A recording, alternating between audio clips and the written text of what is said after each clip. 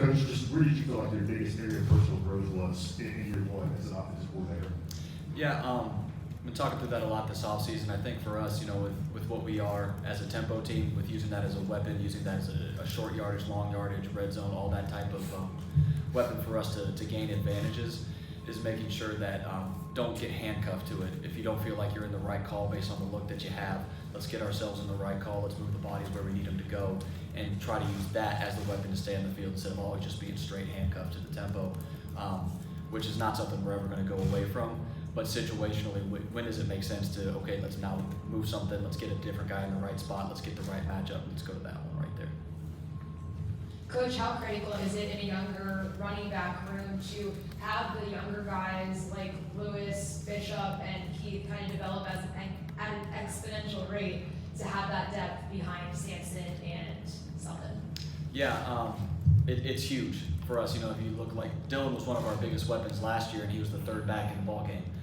So we play a lot of backs here. You have to in this league, especially now with it, going to 17 games. If you go through them all, you're not going to play one back 90% of the time and expect him to survive. So they got to come along. They're doing a great job. They're doing everything we need them to do. But now the pads are going to strap on here in a day or so, and we'll see what these young guys got. And we're expecting them to come out and challenge for time on the field. Eric? A couple new transfers came in the spring. Lance Hurd, Brazel, Holton Sage. As a group, what have they added to your offense, and what's your thought process on where they are in their camp? Yeah, first thing they added is they're all great kids. Like, that's the first thing coming in. They're great guys in the building. You stick them in day one, and whenever you bring in a transfer, there's always a chance that there's maybe some animosity on the team. Haven't had any of that, so it's a testament to them, who they are, and then also the guys we have in this building. And we saw it right from the jump in spring ball is you bring in good players, the level of competition jumps up, the level of play jumps up at every position. It doesn't matter where. There's nothing that substitutes for competition in a football locker room. So those guys coming in, being the right type of guys, competitive, smart, athletic, it's been a huge upgrade to our roster. Ben? What has been Lance Hurd's biggest adjustment coming into this offense, and where's he at going into fall camp? He's in a great spot. He does a great job. He's a really hard worker, really smart kid. I just think for anybody, especially guys that are coming in from a different system, when we go fast, it's just different. It's not better, it's not worse, it's just different. So just him going, all right, I'm going through winter, I'm learning all of it, I got this dialed in, and now on the first day, man, here it comes ripping at 100 miles an hour, and he's like, whoa. But that is the thing that also changes the quickest, because it's just an adjustment. That's all it is. He knows what to do, he knows where he's supposed to go, and that'll be a huge part of camp, is getting even more and more comfortable within the system, within the tempo, that he just lets that skill set that he has take over. John, then Rick? Joey, how do your backup quarterbacks fit into the offense? What would be their strengths, Gaston and Mark Lehman? Yeah, starting with Gaston, he's a guy that's been winning the system for 5 years. So he's a guy that knows it inside and out, from the run game to the RPO game to the shot game to anything that we're doing. He can operate efficiently with the tempo. He's a huge asset to us, which is when he got in the portal at UCF, why we knew we wanted to bring him here, because he just gives that stability, that understanding, and he's a better athlete than people give him credit for, and he's a guy that arm strength-wise, he can make every throw on the field. The guy can drive a football. You guys saw it in the spring game. He's driving 40, 50-yard posts down the field right there. So athletically, he can handle it, but mentally, man, the guy's extremely sharp and understands everything we're trying to accomplish. With Merck, he's a kid coming in that one of my favorite things about him through the recruiting process was his competitive nature when you go watch him play basketball or play football. And that competitive nature, accompanied with his intelligence, allowed him to attack the off-season training on the board and in the playbook the same way he would attack the football field, which he has set himself up to challenge for playing time, which is hard to do in any system, in any league, for a freshman quarterback to step up and feel like you could just roll him in there and he's going to know how to call the play. He's going to put his eyes in the right spot. Is he going to have some growing pains? Absolutely. But he's a guy that's definitely got a chance to contribute as a freshman. What does Coach Sims bring to the table, and can you give us any kind of an idea about just his personality behind the scenes?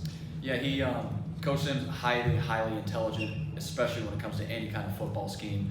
Like if you have any kind of, hey, what about this type of free release stuff? What about this type of zone scheme, outside, inside? He's like, yeah, I ran that here, I know this, and he's just going. So from that running back position, like his knowledge of football is incredible, and he's going to be a great asset to those guys. He's super high energy. You know, we haven't had the season yet, but I've always seen him positive the way he pushes through anything. He walks in my office every morning, pops his head and says, oh, like he's a great energy in the building that goes along with that high-end football intelligence. You put those two things together, he's been a huge asset for this group. Joe, then Wes. You mentioned Gaston on the offense inside. Where is Nico on that journey right now, and how have you seen that grow in the last few months? Yeah, so that's always the thing when you have a freshman coming in like he was last year, and understanding that he was in that 2 spot. It's like, all right, how do we give this guy enough to go play well, but not just absolutely burden him to the point where, you know, now he's not playing fast, he's not showing off his athleticism. So he got that version of the offense last year, excelled at it in a high way. Just watching that kid, you know, spring scrimmages after he'd been here for 2 months, it's like, man, this guy just gets it on the football side of the ball. Now getting to take this whole offseason and really dive into the intricacies of understanding why are we calling certain things in certain situations, why are we doing things a certain way, why are we switching our protection. He is blossoming in that, and I think we're going to see his play go to an even higher level, which is a scary thing to think about because his just natural ability to step on a football field and go play well is elite. Now he's got to go do it with live bullets for 17 straight games next year, but we're really excited about where he's at mentally in this process. Joey, back here, what have you seen with the development of those tight ends in the offseason? Some new faces there, obviously Ethan's back, but in terms of, you know, it's such an important position for the offense, how much comfort do you have with those guys right now? What do you want to see from them if you can? Yeah, all 3 of those guys, and really the entire room, Coach Ames has done a great job getting everybody where they need to go. I'm really excited for this fall camp. Holden and Miles had a great spring, but they'd only been here for 2 months. So I'm looking for them to make that jump to even higher understanding where now they can even cut it loose to an even higher degree. So I'm really excited about what that tight end room holds, things that we can do differently with them this year, and get to really use that room as a weapon. So I'm excited for that one to play out this fall camp. Reese, then Robert. Coach, for you as an offense coordinator, what's the difference transitioning from Joe Milton to Nico Youngboy? Yeah, I guess we'll kind of find out this season. You know, for everything you think you know about a guy, until they become the guy for an extended period of time and they got 1 week to learn and install and go, you don't really know him. I'm really excited about what he brings to the table. Joe had his own skill set and we catered to that. Nico's got his own, you're gonna cater to that. So whatever that ends up looking like as we get rolling, it's gonna be actually, you know, fun to watch. But really excited about what he can bring to the table this fall.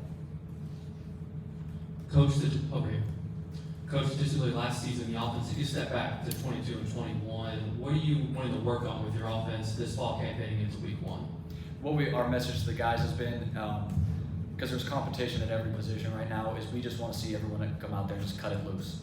Like, you have to cut it loose. That's where the big plays come from. That's what we lacked last year, was the big play, and that's going to be a part of what we do again this year. And it's not for lack of taking the shots, but we just were a step off for whatever reason, and that has been our entire thing. Is if you go out there, cut it loose, whatever your job is on that particular play, let it rip at 100 miles an hour, and positive things are going to happen. And that is our message to our entire team.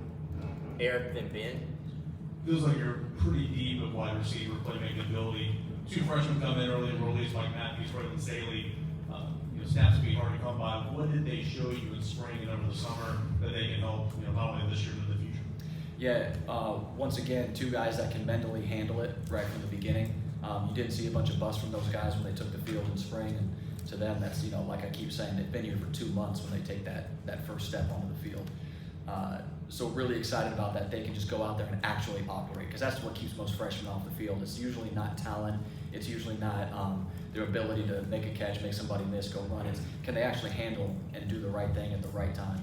These guys have shown at this point that they can, and I mean, you saw through the recruiting process what those guys are physically. They're special players, so they got a chance to come in and keep pushing this thing, which is why I think everyone kept talking about how good the wide receiver room looked this spring, and it did. It's a testament to what Coach Pope has built in there. But competition is the best thing that we can do to drive everybody forward. And when our guys know that in every class, every position, all these guys can play, well, I better be making plays when I go step on the field. Joey, what do you feel like Nico developed the most this offseason coming out of his start in the bowl game? My favorite thing was, he, for all the accolades he got after that game where he wins the MVP and, all the touchdowns and stuff, he came out of it thinking like, man, I left so much on the field. And when you have a guy like that, that's fun to coach because you don't have to worry about trying to keep a guy humble. That's just who he is. And he came in as soon as they were back, all right, I want to watch it. How do I get better? How do I do this? He's been working with our assistant coaches as far as understanding, all right, what calls are the centers making on these runs versus these looks versus these fronts so I can put my eyes in the right spot to be able to make my RPO game what it needs to be. He has absolutely attacked the knowledge side of this, which is not something that we forced him to do, which is why it's really exciting moving forward that he's got that kind of appetite for wanting to learn what this game is. We'll go to the back page and Casey.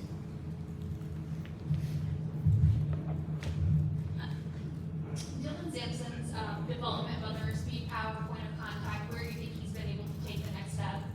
Yeah, Dylan's done a great job of understanding what his role change is this year. He's a guy that was an explosive weapon for us. He was one of our biggest big play guys.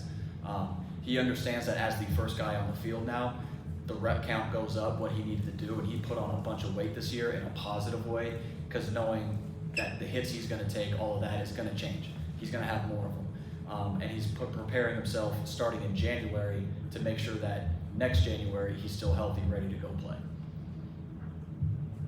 How much does the makeup of the wide receiving room play into how dominant that they could be this year? That's the biggest part, speed, athleticism, hands, it's all huge, but you have to go make those one-on-one competitive plays. In this league, everybody's good. You're gonna have to go make those plays at the point of attack, believing that you can go do it, believe that you're the best player on the field. It's a point that Coach Pope drives home all the time, is just be a dog when you step on the field. For everything else, it doesn't matter. Go out there and take the ball away from people. And he's built that into his room, and you can see it by the way they're going and playing. So I think, man, all through camp we should see a bunch of fun stuff from these guys that should translate to a lot of big plays on Saturdays. All right, Ryan in the back, then Ryan up front. How have you seen Brew McCoy attack his rehab and everything this offseason, and how much do you think you guys have to manage him this month to kind of make sure he doesn't do too much? Yeah, it's absolutely insane what that kid did this offseason. For everything else with everything going on as far as players that people are excited about, man, Brew McCoy, that ankle injury we all saw it, but the fact that kid is out there running full speed and making cuts and making catches and didn't gain a bunch of weight, and the guy still looks like a superhero when he walks around out here. It's this guy is absolutely insane the way he went through that. It was all right, what's my job? What am I supposed to do when I can't run right now? And he did that. And the training staff was actually saying, hey, Brew, we got to pull you back a little bit. He's pushing it over and over and over to try to get there as quickly as possible. The guy's just an absolute animal in every aspect of whether it's strength training, conditioning, his rehab, his football knowledge. He just attacks it all the same way, which is why he's made this comeback so quickly, which I don't know if everyone thought he was going to be able to, but it's special to watch. How important was it to bring back John Campbell? What does it say about him that he was willing to play both tackle positions? Yeah, it was huge for us. Biggest thing with college football a lot of the time is timing, right? You don't have long-term contracts like the NFL, and that we got to time up bringing in a new quarterback with 4 offensive linemen that are returning is huge, because now everything's not on him. So bringing all those guys back was huge for us. John coming back, willing to play both sides, is just a testament that he wants to go win a title. That's why he came back. He wants to go win a title, and he's doing what he feels is best for the team for us to go win a title. And having those guys with who we got around them gives us a chance to go attack every Saturday. All right, thank you, Coach. Thanks, guys. Coach will be available again the back end.